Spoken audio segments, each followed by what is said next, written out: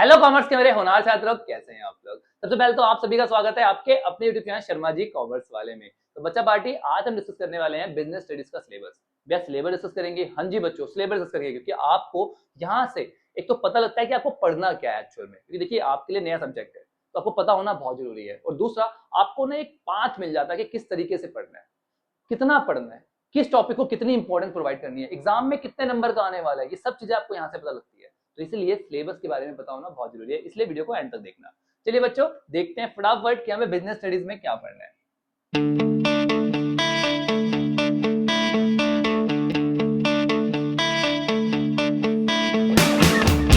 चलिए बच्चों, तो बिजनेस स्टडीज में आप लोगों को दो पार्ट में पढ़ाई करनी है, पार्ट ए और पार्ट बी।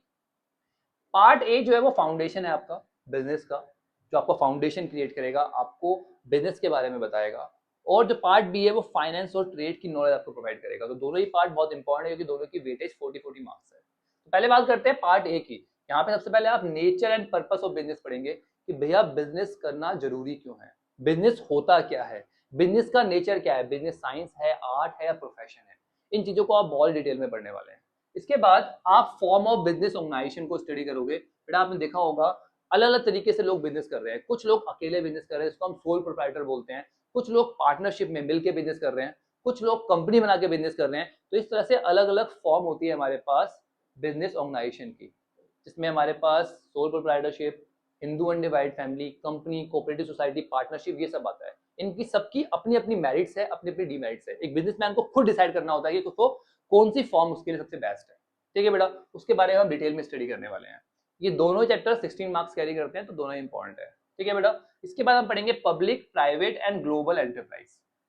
वो कंपनी जो प्राइवेट इंडिविजुअल संभाल रहे हैं वो प्राइवेट प्राइवेट कंपनी है, सिंपल सी बात है। ठीक है ना, प्राइवेट एंटरप्राइज है। ऑन द अदर हैंड जो पब्लिक मतलब गवर्नमेंट के कंट्रोल में है वो पब्लिक एंटरप्राइज है। और कुछ एंटरप्राइज ऐसी होती है जो एक से ज्यादा देश में ट्रेड कर रही होती है, उसको हम एमएनसी बोलते हैं। उन सब के बारे में हम डिटेल में यहाँ पे पढ़ने वाले हैं कि किन कंपनी को प्राइवेट कहा जाता है, किन को पब्लिक कहा जाता है, किनको एमएनसी कहा जाता है। ठीक है, और उनके क्या बेनिफिट्स है, क्या मेरिट्स है, क्या डीमेरिट्स है, सबको डिटेल में स्टडी करने वाले हैं। इसके बाद हम बिजनेस सर्विसेज के बारे में पढ़ेंगे।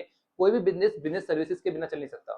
ट्रांसपोर्टेशन, इंश्योरेंस, ये सारी हमारे पास क्या होती है बेटा, बैंकिंग वगैरह, ये सारी सर्विसेज होती है जिसकी जरूरत पड़ती है किसको, हमारे बिजनेस को। ठीक है, तो इसके बारे में हम डिटेल में यहाँ पर पढ़ेंगे।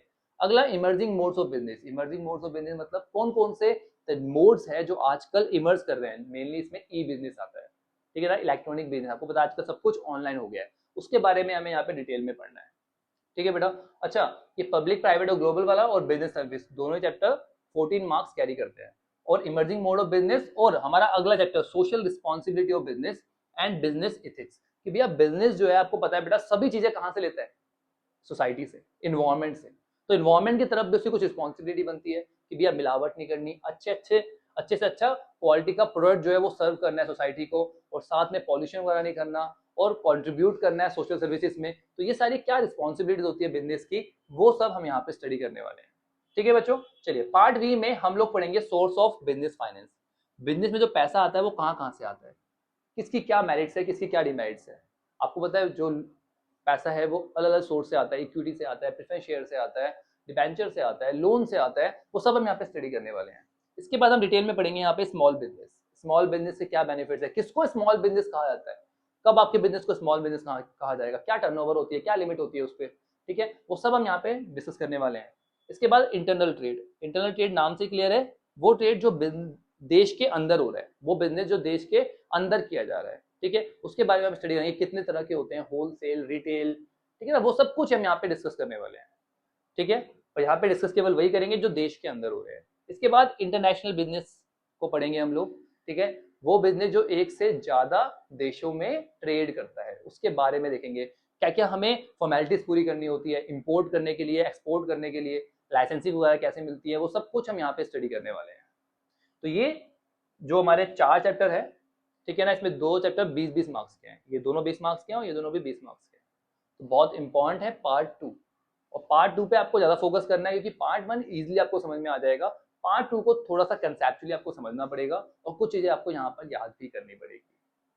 तो ये था हमारा बिजनेस स्टडीज का सिलेबस। आई होप आप सभी बच्चों को पता लग गया है कि आपको बिजनेस में पढ़ना क्या है।